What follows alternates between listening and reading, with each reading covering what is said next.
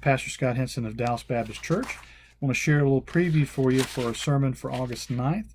The title of the sermon is No Fear. It comes from Matthew chapter 14, verses 22 and following. It's the story of the disciples and Jesus on the Sea of Galilee, and he walks to them on the water, and they're afraid. They think he's a ghost as he's walking. I mean, just imagine it's 3 o'clock in the morning, early in the morning, and you see somebody walking in the water. You're going to be afraid too, right? Well, anyway, Peter says, Lord, if it's you, call me out. And Jesus says, come. And Peter starts walking on the water, and he starts sinking eventually because he became afraid of the wind. And Jesus says, oh, you little faith, right? So this is a story of fear. The disciples were afraid.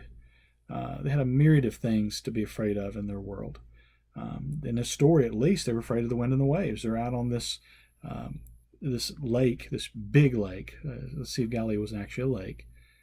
And natural forces were against them, the wind, the waves.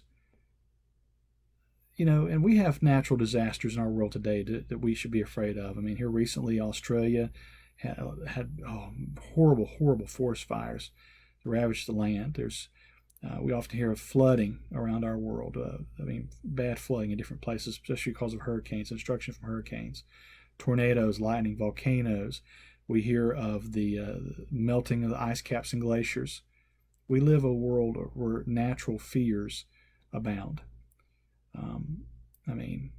There's some places where, it's not really safe because of the environment. Natural disasters. We have reason to fear that.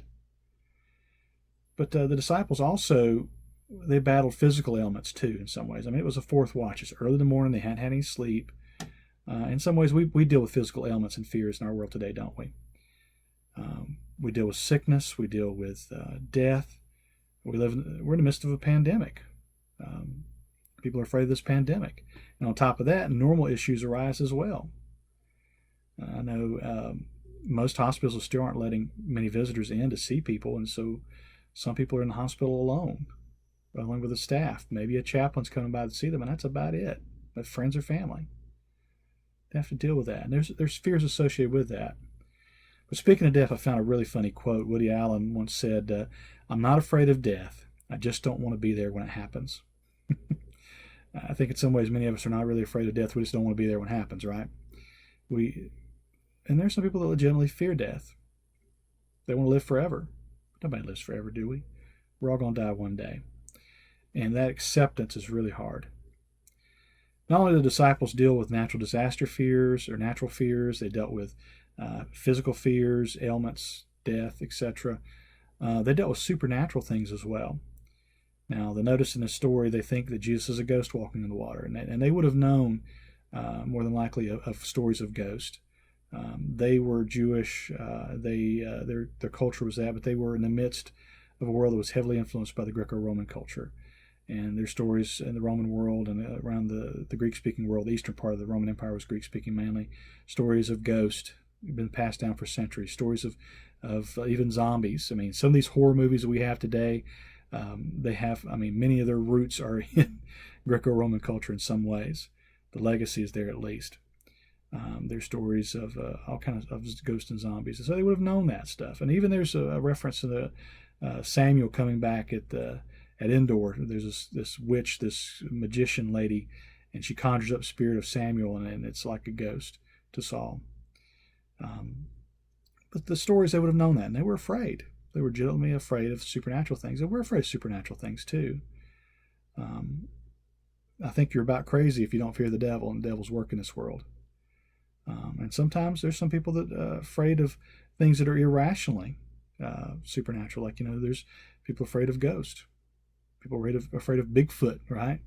Aliens, all those cryptid animals and beings, but we have fears, things that go bump in the night, the boogeyman, if you will. The good old Southern terminology, a booger. There's a booger in the woods. Short for boogeyman, right? Afraid of boogers. J.R.R. Tolkien once wrote these words: "A man that flies from his fear may find that he has only taken a shortcut to meet it." So we try to get away from our fears. And sometimes we run face to face with our fears. But we live in a world where we have many reasons to fear, many reasons to worry, many reasons to quake and to shake. Sometimes we don't know where our next paycheck's coming from. Sometimes we're afraid because we don't know where our next meal's coming from. We worry about that. Sometimes we're afraid that people's going to hurt us. There may be somebody in our house that hurts us, an abusive partner or spouse or adult for a child. And that's sad. But we have real reasons to fear in our world. We really do. Now, ideally, we should have faith. We should trust in God and be like Peter initially was when he got under the water and started walking. We're told about faith that can move mountains. Faith the size of a mustard seed can move a mountain. The New Testament. In fact, in James chapter 1, we're called not to doubt. In Romans 4:20, we're also called not to doubt as well there. Not to doubt, not to be double-minded is one of the things that James talks about. Have faith, don't doubt. That's ideally where we should be. Now, notice I said ideally where we should be. But it's not always the case. Sometimes we have faith in reality, I should say. That we have a goal that we need to reach, which is the ideal faith. But where we really are is faith, kind of like Peter when he's drowning, when he's sinking. That's our faith in reality. Now, notice that Jesus didn't condemn Peter for having no faith. He condemned him for having a little faith. Peter had enough faith to get on the boat and to start walking on the water, but not enough to keep him afloat to get to Jesus. That's different than having no faith, isn't it?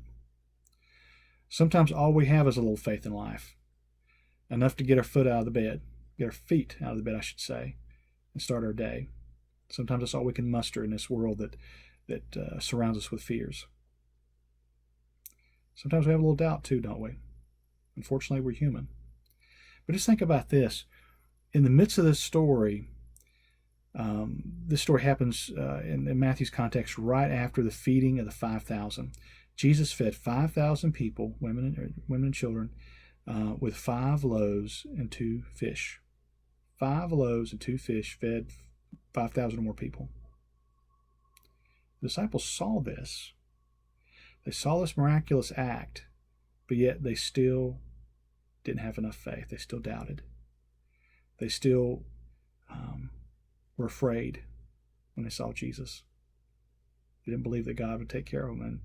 And even Peter, when he saw Jesus, knew who it was, and Jesus said, "Come." He still wasn't a full faith. So even if the disciples don't get it, they've seen Jesus, they lived with Jesus, they heard him preach, they saw the miracles. If they don't get it, it's really hard for us to get it, isn't it? You see, the ideal is for us to have a perfect faith, a faith that can move mountains, a faith the size of a mustard seed. But a lot of times our faith is even smaller than that. We're imperfect. One thing about this story, the crux of the story is not so much about the faith issue, not so much about the doubt issue. It's the fact that Jesus is glorified in this passage. It's the fact that he is the Son of God, that he is truly the Son of God. In fact, we find here that he says, "I am."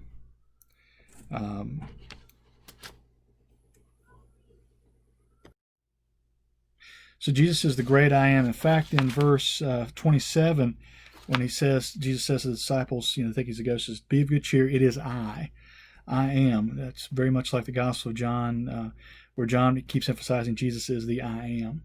And it goes back to many ways to the burning bush scene with Moses in Exodus, where Moses asked God his name, and God says, "I am that I am." So Jesus is saying, "I am. I am God. I am the Son of God." In fact, the very end of the passage, there's a proclamation.